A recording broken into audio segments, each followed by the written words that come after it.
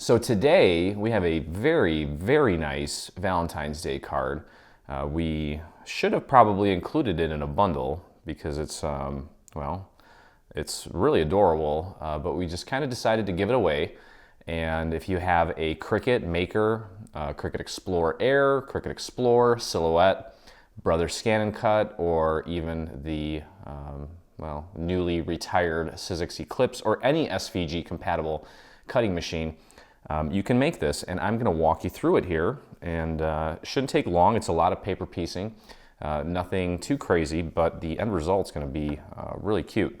So before we get started real quick, I just want to mention this because I usually do it at the end of the videos, and I don't know how many of you actually watch to the end of the videos, but take a moment and hit that subscribe button on our YouTube channel so that you don't miss any of our new releases, whether they be paid or free.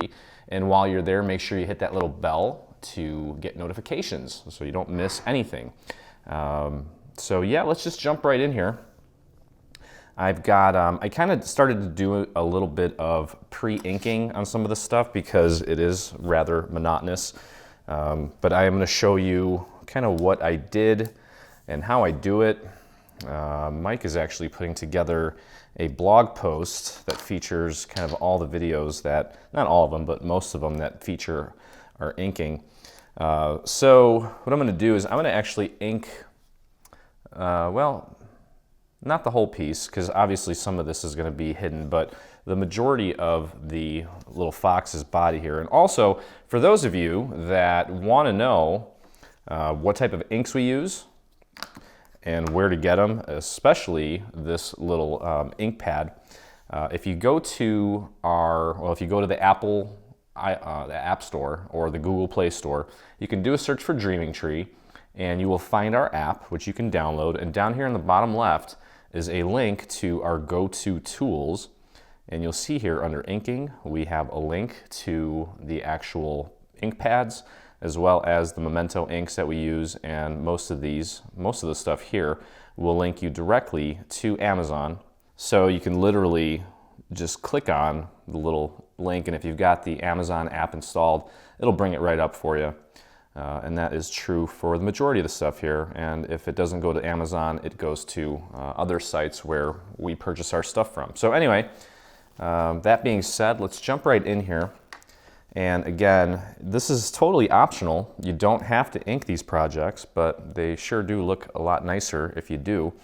And based on the final layout, this is the prototype for the card. Okay, so you can see here on this part, this section here is not going to be seen, so there's no point in inking it.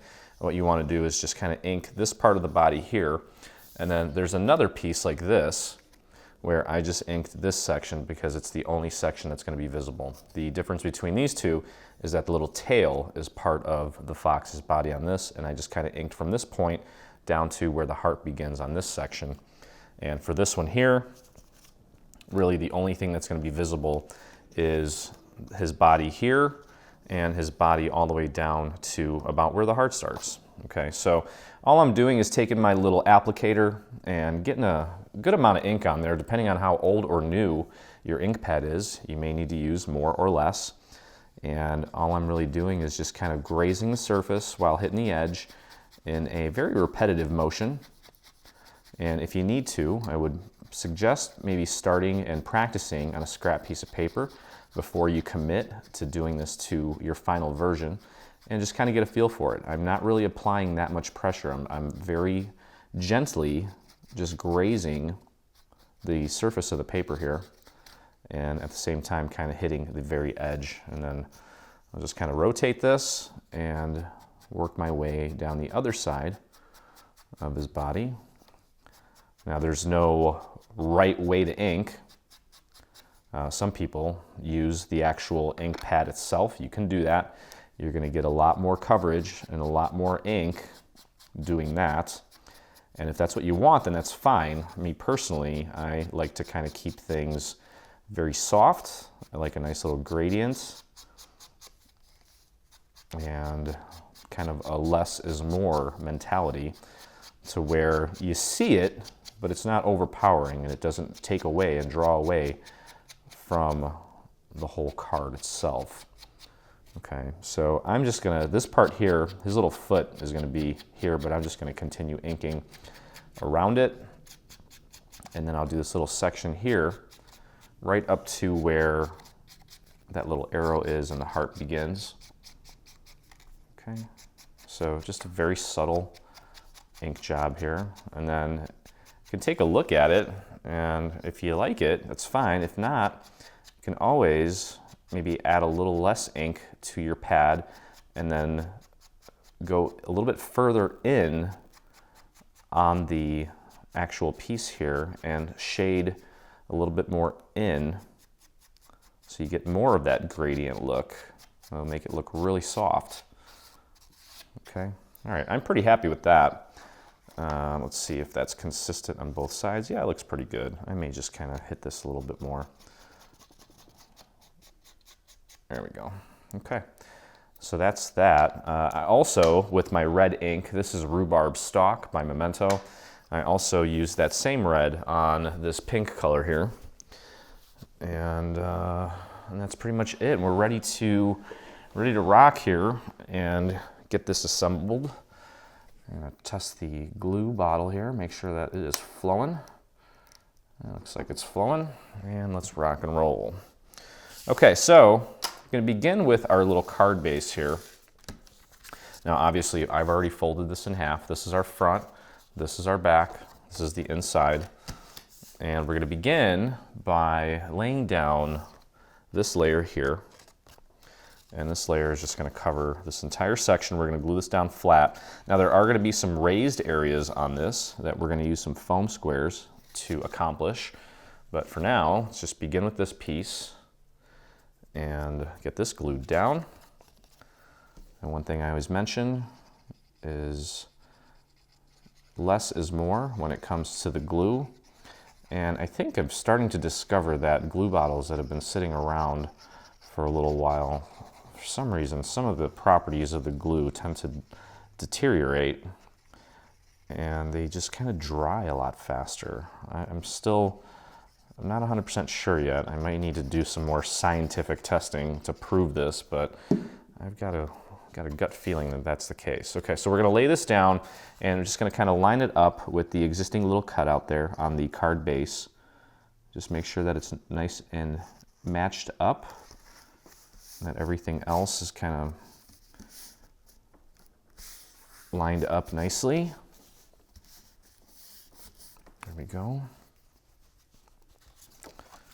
And you can see here the ear should be nice and flush up against that edge of the card, just like that. Okay, that looks good. Okay, next we're going to put his little tail in place. This is also going to get glued down flat to the rust-colored cardstock that we just put down. And this is AC cardstock, rust, which all of the colors are listed in your download in the PDF file and also on the website. Okay, so just make sure you get that lined up accurately. Okay, next we're going to take this part of his body and we're going to put his little chest piece on here. So let's get that glued into place, and then this is actually going to get foam squared or pop dotted, whatever you want to use, onto that surface. Now you'll notice here on this piece there are some little indicators to help you with the positioning of this so that you get it nice and centered and nice and in place where it belongs. So just follow those guides. The guides are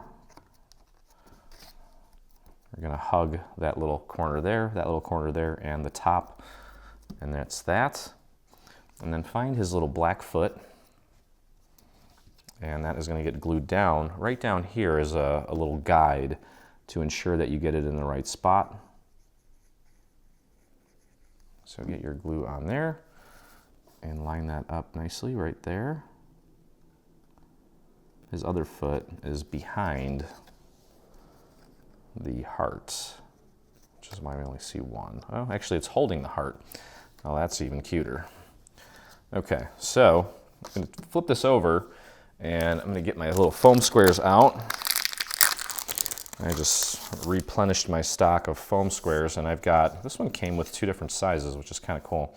So I may as well use the larger ones. since this guy's surface area on this is pretty large, and I'm going to be generous with the foam squares so that he doesn't sink and bow. I want him to be nice and sturdy. I use a small one there. These backings come off nice and easy, so that's a good thing. Sometimes, depending on the brand, it's hard to get these little backs off. This is a Joanne brand, I think. It might be a Michaels brand. Recollections. I think that's Michaels. I don't remember. I can't keep track of all this stuff. Okay, so all we need to do here is just line this up with the existing layer here. And just make sure that it's all nice and lined up, and press that down. There we go. Okay, so kind of looks like a llama right now. Okay, so we have two more sections here that we need to pop dot. First section being his head. So let's find all the pieces that make up his head, which is first the black layer, then the white layer, and then we also have a, well, where did it go? We've got a rust layer somewhere. Hello? Well, his head fell on the ground. Well, the top part of his head. All right, so we're going to take this white layer and we're going to glue it to our black layer. And then we're going to glue our rust layer on top of the white layer. Now, when I was pulling this off the mat, my little spatula kind of creased the paper on the upper right-hand corner of the ear, but I was going to recut it, but I just realized that this is actually going to hide it, so I'm not really overly concerned about it. Okay, so now we'll take our rust-colored piece, and let's get our glue on this guy. Make sure you get that glue out to the very tips here at the bottom where it's really pointy. We don't want that piece pulling back and then getting creased or smashed. Okay, and obviously here, all we need to do is just match this up with the ears up on top, and then everything else should just kind of fall into place. There we go. That's cute.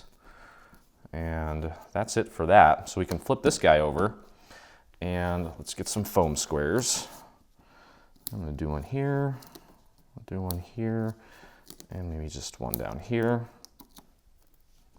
Now you can technically glue this down flat. You don't need to do the foam squares. We just love dimension and wanted to add a little extra dimension to this, so we'll do it with the foam squares. Okay, so that's going to go, make sure you get that nice and lined up right there. What a cutie. That's funny because I actually live in Fox Valley, and I live on a street called Fox Wilds. So this would be a great little card for someone that's new to the neighborhood, maybe even. Okay, all right, let's finish this off with the heart. So we're gonna start with the black piece, and then we're gonna put this, I think this is a rogue, I'm not sure. And then we're gonna finish it off with this piece here. So it's 3 layers. These are all gonna get glued flat on top of each other, and then we're also going to pop dot this, or foam square this, onto the existing little area that's there, waiting for it. Okay, so work that glue out to the little scallops on the heart, and then try to get a little bit of glue in between these little details on the lettering where the caption is. You gotta act quick because it's starting to dry. Okay, this one's pretty easy to line up, kind of starting with the little arrow. That's helping with centering. There we go, and press that down. Okay, that's nice. And, all right, I'm gonna put this layer on top of it. I also inked the very edges of this with a little bit of red, just to kind of make it a little more interesting, give this a little more depth. And again, just kind of hitting inside the little letters here so none of these pieces fly away. Well, I had to cut there because my furnace turned on. It gets really obnoxiously loud when I'm trying to do videos in here, so I had to get up and turn it off, and of course in the meantime all this glue already dried, so we gotta do this again. And I've talked about this before, but usually you don't ever want to have to re-glue something, because then you're no longer making contact with the actual paper, you're making contact with the glue mostly, and that takes a lot longer to dry because it's got really nowhere to go. It's got to adhere to the glue instead of onto the paper. Now this little section here, looks like it kind of dangles a little bit, so you may need to kind of nudge it into place to get it nice and centered. Okay, but there we go.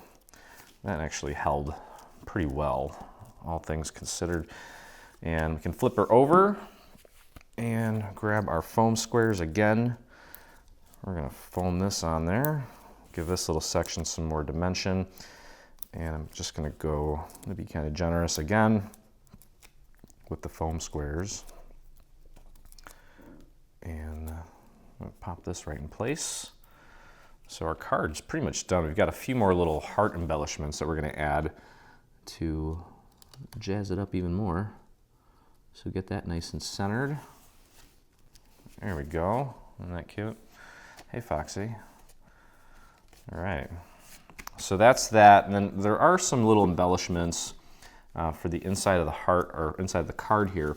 And you will notice that you should be able to see it through this side. There are, you see it better on this side, but obviously we're putting it in here.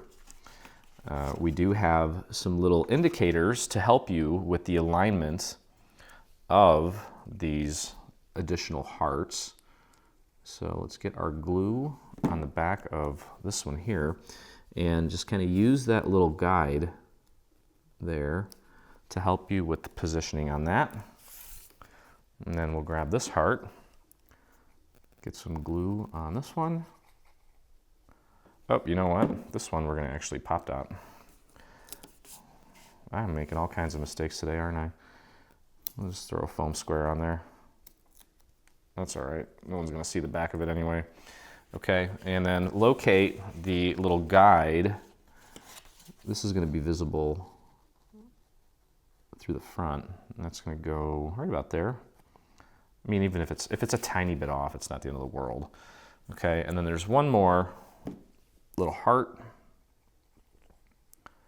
And that guy is gonna go just to the right of the tail. You'll see the little indicator there where the heart goes. I think that's about right. And there we go. Okay, so there's our heart, our card, I should say. You got plenty of room in there for a stamp, for your little message, whatever you want to tell your Valentine, okay? And of course, no card would be complete without a coordinating envelope. We just actually had one of our dreamers complimented us because they received a compliment from one of their family members saying that they loved the coordinating envelopes, which is really nice to hear. Okay, so I've already taken and pre-folded all this. Okay, now this piece here, this is gonna go inside. We're gonna glue it like this. And of course, you know, it's gonna add some color to the little heart and circle cutouts that we have there. And then we'll finish it off with this little heart. Best way to do this, since this is actually going to go past the boundary of this flap here, we want to make sure that we get our glue all the way out to the very edge. And now I'm gluing foil onto cardstock, and this is actually the smooth side of the cardstock, which increases your drying times a little bit. So if you too are using foil, just remember that you're gonna have to be a little more patient here. Now typically with this, what I'll do is I'll just drop it in there, line it up with the score mark there for the flap, and then just kind of bring this over and push it down. And I may need to nudge it a little bit left or right just to make sure that it's centered. That looks almost spot on. There we go. Nope, now I pushed it too far that way. There we go. That's good enough. And just press that down and hold it. Now, luckily, this foil has some nice texture in it, so that definitely helps with the drying time. but you do definitely want to be patient. Give that enough time to dry. I'm definitely not giving it enough time. So do as I say, not as I do. All right, and then we'll take this heart. I also hit this with a little bit of ink. And there's a little guide here and down here to help you with the positioning of this heart. There we go. Beautiful. Okay. So I think the flap is pretty much in place now. So what we're going to do to close this up is simply fold in the sides first and then bring up the bottom. And you want to go thin on the glue here. I'm kind of moving it back and forth so I don't get it caked up too much in one area. I always notice that my flaps, if I'm not careful, they tend to warp a little bit because I've got too much glue in one little area. Okay, so we're going to push that down, finish up the envelope. Got to be patient with this as well. Let that really set. Of course, I haven't let it set long enough. You should be more patient with it, but I just want to show you. Whoopsie. Oh, Leo, you're so silly. Let me grab a scrap piece of paper. Now this is an opportunity to show you that you can always fix things. And there's a scrap piece of paper. I just put a little bit of glue right on the edge, and I can just paint that right in between those two layers and press that down.